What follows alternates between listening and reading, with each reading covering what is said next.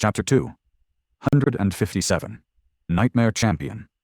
Ah, so that is how it works. Initially, Sunny had suspected that the mysterious shard memories were just rewarded to those who managed to slay certain powerful nightmare creatures who dwelled close to the headless statues. The truth, however, turned out to be more complicated. The creature itself, most likely, did not even matter. It was the act of vanquishing a powerful foe after coming in contact with the statue that summoned the memory from oblivion. And that was why they had received the Midnight Shard before even learning about how important these ancient monuments were. Sunny, Nephis, and Cassie had taken shelter atop the statue of the ancient knight and killed the Carapace demon long after. But no, that didn't make a lot of sense. If this was true, Sunny would have received another shard memory after defeating the Corpse Eater. So, not any powerful abomination would do. Each statue seemed to have a nightmare champion tied to it by some invisible bond.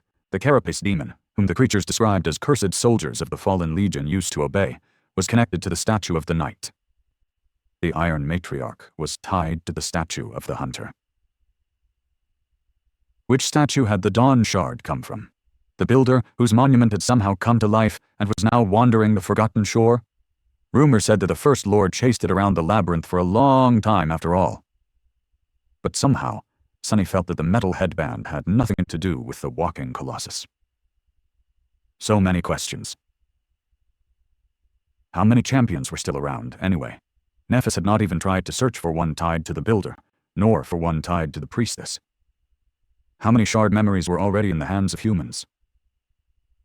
Among the members of the cohort, there were now 3, and they were about to challenge some abominable horror for a chance of receiving the 4th one.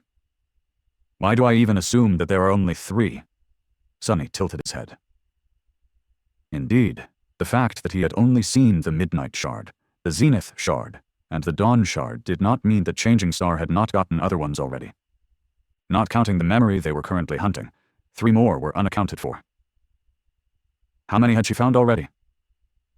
He smiled darkly. Well, it's going to be revealed sooner or later. Right now, however, there is a more pressing issue.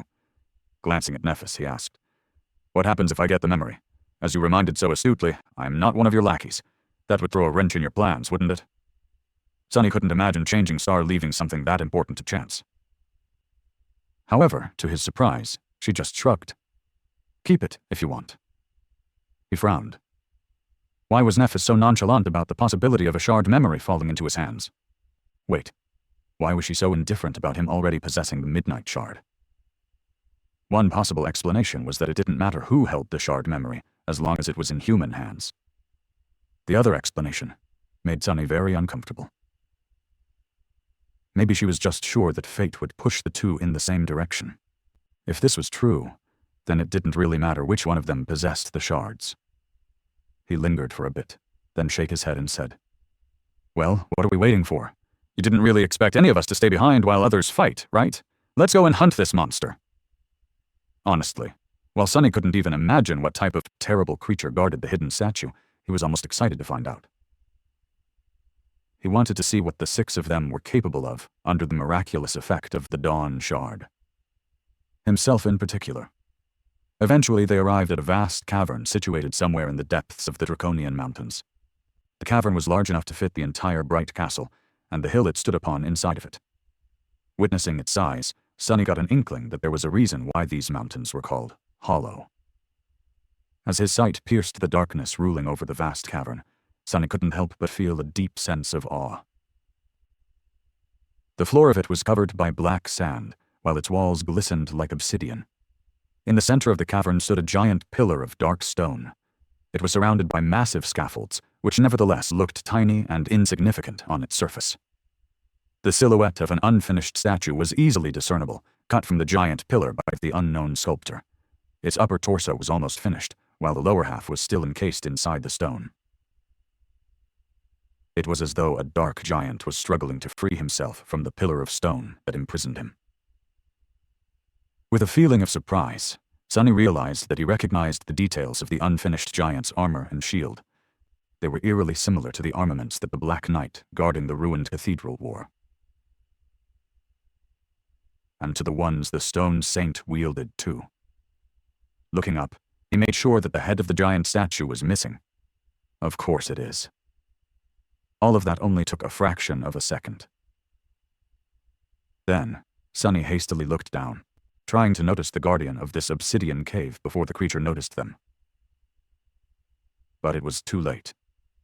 As soon as the members of the cohort entered the cavern, something moved in the darkness at the base of the statue, and then stepped forward. Sunny shivered. Damnation!